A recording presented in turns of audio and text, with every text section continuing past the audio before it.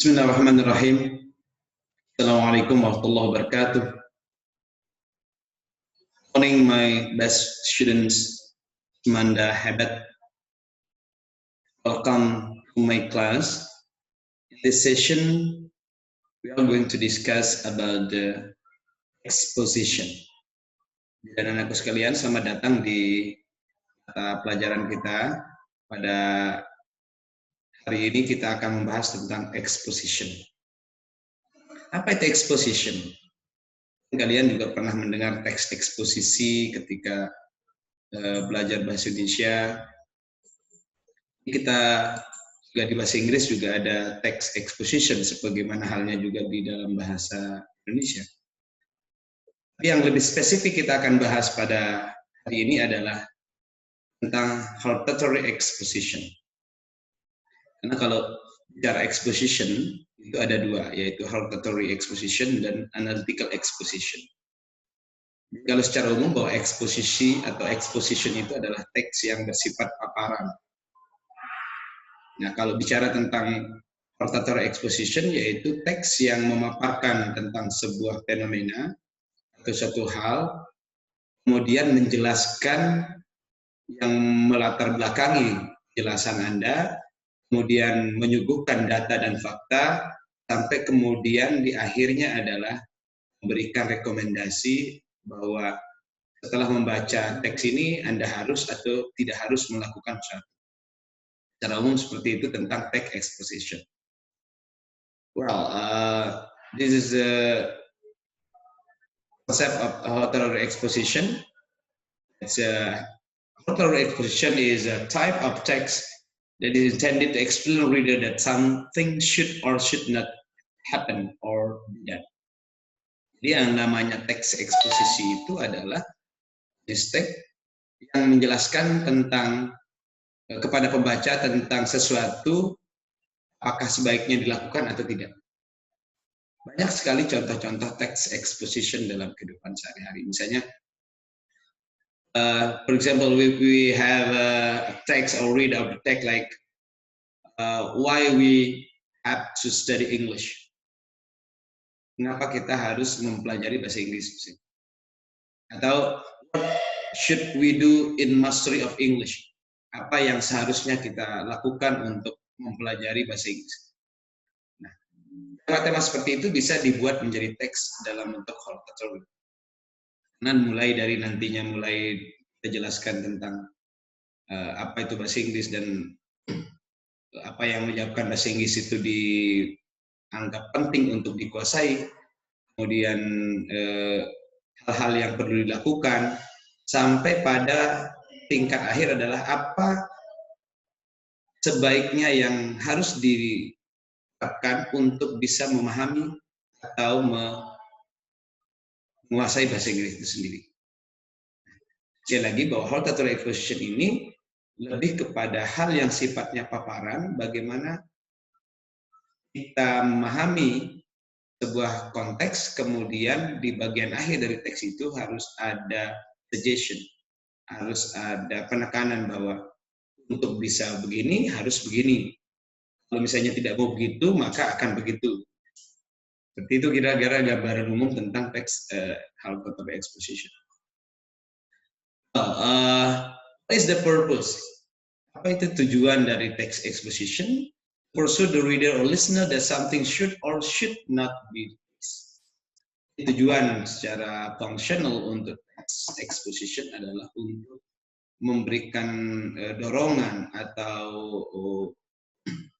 bujukan kepada pembaca atau pendengar bahwa sesuatu itu harus atau tidak harus dilakukan.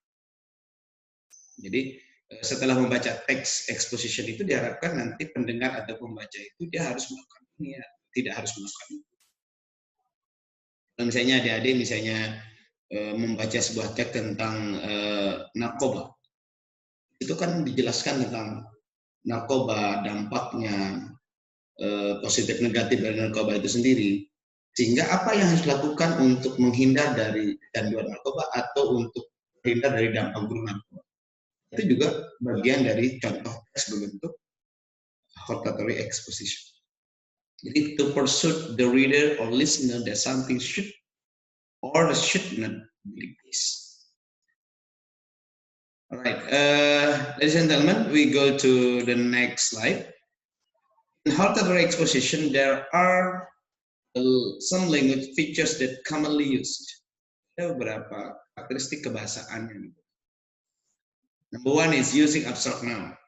Jadi dalam teks hortatory itu seringkali menggunakan kata benda yang abstrak, misalnya say, advantage, disasters, dan sebagainya.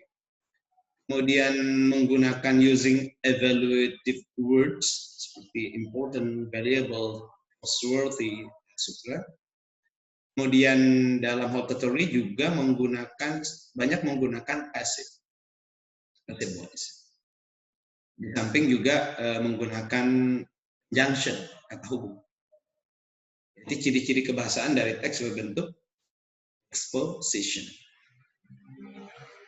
Kemudian, this is the example of the exposition. As we know that there are three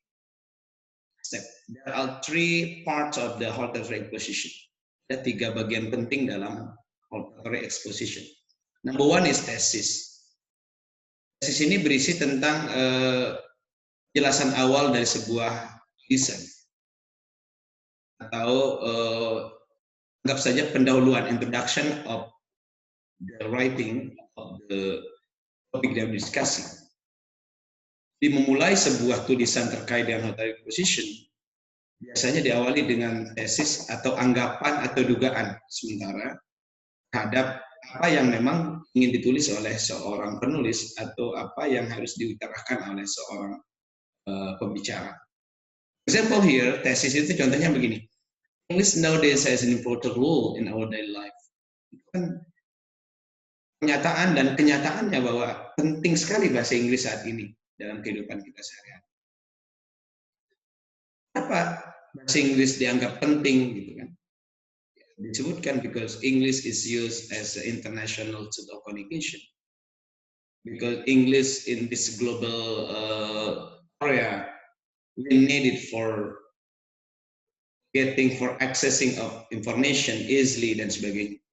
Karena perlu bahasa Inggris ini karena bahasa dunia, bahasa Inggris ini sebagai ilmu pengetahuan, bahasa Inggris ini banyak digunakan untuk mendapatkan relasi global, apalagi menghadapi persaingan di era saat ini, misalnya itu adalah pendahuluan atau kata pembuka atau disebut dengan tesis dalam sebuah teks hortatory. This massive means of the communication. There are strong argument that always give any benefit. Kemudian dijabarkan apa yang menyebabkan bahasa Inggris itu dianggap sangat penting dalam kehidupan dan sangat penting dikuasai, sangat penting dipelajari oleh setiap orang. Kemudian di bagian kedua baru kita cantumkan, kita tuliskan, kita letakkan argument that support of thesis that we stated before. Ya, sebutkan beberapa landasan-landasan, argumen-argumen yang menyebabkan bahasa Inggris itu penting untuk dipelajari atau bahasa Inggris itu sangat penting dalam kehidupan kita. Argumen pertama misalnya, learning to speak English well may be the best way to improve our life. Mempelajari bahasa Inggris dengan baik, menguasai bahasa Inggris dengan baik itu adalah bagian dari cara terbaik untuk bisa meningkatkan taraf kehidupan. Dengan menguasai bahasa Inggris misalnya kita bisa go international. Dengan bahasa Inggris misalnya kita bisa dengan lebih mudah memahami pengetahuan yang ditulis dalam bahasa Inggris oleh ahli dari berbagai negara di dunia misalnya. Kan the reason that we write that we use to support of our thesis. Argument it can be one argument, it can be 2 or 3, depending on how many argument that you need to support of your thesis in your writing. Argument itu bisa panjang, bergantung berapa banyak data fakta, beberapa banyak temuan-temuan Anda terhadap alasan-alasan yang memungkinkan Anda tulis untuk mendukung tesis Anda yang ditulis di bagian awal. Seperti ini contohnya. Contoh yang lain, kemudian argumen yang ketiga misalnya, if we can communicate in English, we can travel more easily. English is spoken in more than 100 countries. If you lost, you can ask direction or ask for help. Ini juga argumen tambahan. Kalau kita bisa berbahasa Inggris, kita dapat bepergian dengan mudah kemana saja. Di samping itu bahasa Inggris juga digunakan oleh lebih dari 100 negara sebagai bahasa sehari-hari. If we lost, kalau kita misalnya tidak bisa, kalau misalnya kita tersesat di jalan, we can ask direction or ask for help. Kalau kita lagi bepergian, kita tersesat, kita bisa bertanya, atau kita bisa minta bantuan dengan menggunakan bahasa Inggris. Itu kan alasan-alasan mengapa kemudian English is very important for people life. English is very important for our future. English is very important for students dan sebagainya. Atau misalnya ditambahkan dengan argumen misalnya tentang banyaknya perusahaan-perusahaan asing di Indonesia yang membutuhkan keterampilan tenaga ahli, tenaga yang memang tidak hanya terampil dalam bidang keahlian itu, tapi juga mampu berkomunikasi bisa tulis. Itu juga bisa dimasukkan sebagai argumen, salah satu argumen atau data-data atau reason yang dapat kita tuliskan dalam tulisan berbentuk hortatory exposition. Kemudian bagian akhir dari exposition, hortatory exposition itu adalah recommendation. Recommendation itu ada setelah kita memaparkan di argumen 1, 2, 3 tentang bahasa Inggris penting untuk diri karena kita bisa mendapatkan duit lebih banyak, bisa bekerja di perusahaan besar, bisa pergian kemana-mana tanpa khawatir, bisa bersaing di international competitiveness, di persaingan global, pasar bebas dan sebagainya. Kemudian di bagian akhir dari sebuah tulisan hortatory adalah we give the recommendation. Kita dapat menuliskan sebuah rekomendasi. Contohnya, that's why we should make every effort possible to find somebody to speak with. Nah, untuk bisa menguasai bahasa Inggris sebagaimana yang tadi disebutkan di awal, untuk beberapa tujuan, maka sebaiknya kita berusaha semaksimal mungkin untuk praktik bahasa Inggris dengan berbicara setiap waktu menggunakan bahasa Inggris. Where can we find people who can speak English with us? We can find them at school, shopping, mall, tourism. Kita bisa mempraktikkan bahasa Inggris kita untuk meningkatkan kompetensi speaking misalnya melalui percakapan baik secara langsung maupun tidak langsung, atau bisa misalnya melalui percakapan virtual. Nah, itu adalah rekomendasi, saran atau hal-hal yang dapat dilakukan untuk dapat meningkatkan kompetensi berbahasa Inggris dalam rangka mencapai tujuan-tujuan yang sudah disebutkan di dalam argumen itu. Not all, don't be afraid of speaking. We must speak even if we make mistake.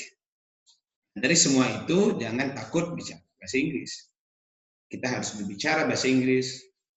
Bahkan kita jangan takut untuk membuat kesalahan, jangan takut untuk mungkin lupa kosakata. Practice because practice will make us more perfect. Itu gambarannya sekali lagi bahwa dalam exposition, hortatory exposition itu tahapannya mulai dari tesis di mana berisi tentang atau pendahuluan tentang sebuah tulisan yang atau sebuah artikel yang ingin kita tuliskan.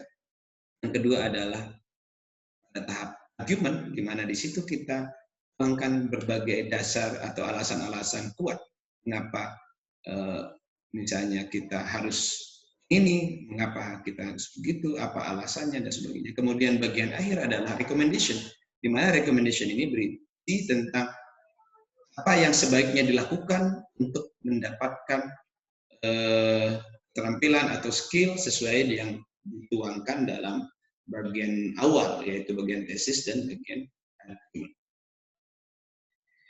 Ladies and gentlemen, ini contoh yang pertama terkait dengan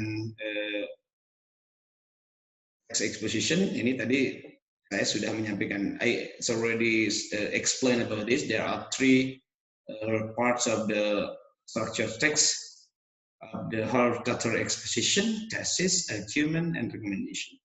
Thesis pernyataan opini penulis terhadap suatu kasus, argument adalah alasan yang mendukung, recommendation adalah saran atau ajakan bagaimana seharusnya atau tidak seharusnya. Ini tadi sudah disampaikan di awal. Contoh yang lain adalah seperti ini. Tesisnya misalnya, music is fun for learning. Judulnya adalah musik itu menyenangkan untuk belajar bahasa Inggris. Mengapa musik dianggap menyenangkan untuk belajar bahasa Inggris? Nah, dibuat di bagian awal, learning English through music and song can be very enjoyable.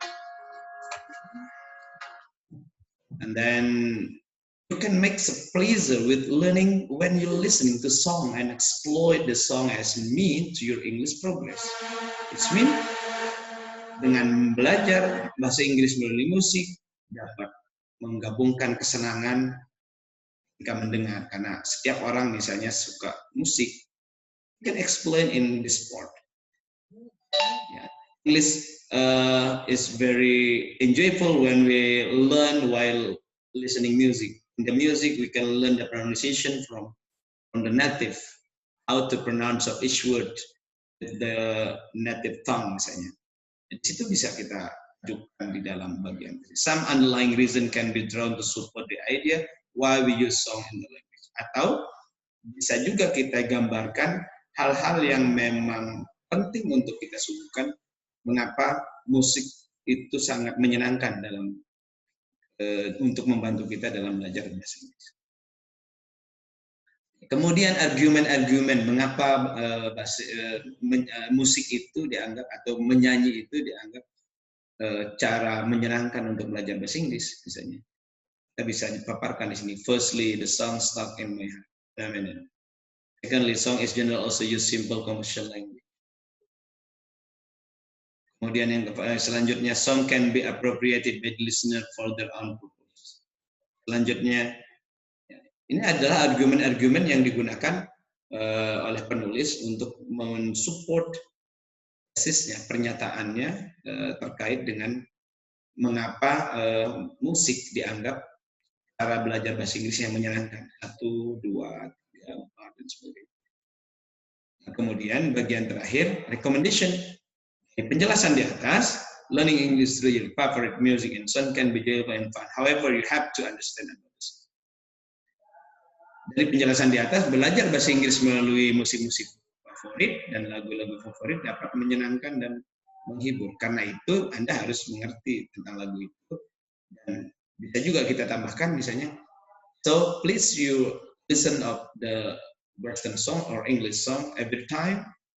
And then don't forget to take up the singer pronunciation and imitate of the singer singing misalnya. Bisa saja kita tambahkan. Nah, rekomendasinya untuk bisa menggunakan bahasa Inggris sebagai medium lagu sebagai medium belajar bahasa Inggris, maka kita bisa sering-sering mendengar lagu bahasa Inggris, kita sering-sering menghafal lagu bahasa Inggris. Nah, sambil mendengar musik, sambil menghibur diri, kita juga bisa belajar pronunciation-nya, belajar tentang frase-frase yang digunakan oleh penyanyi dalam lagu tersebut. Ini masuk ke dalam kategori recommendation.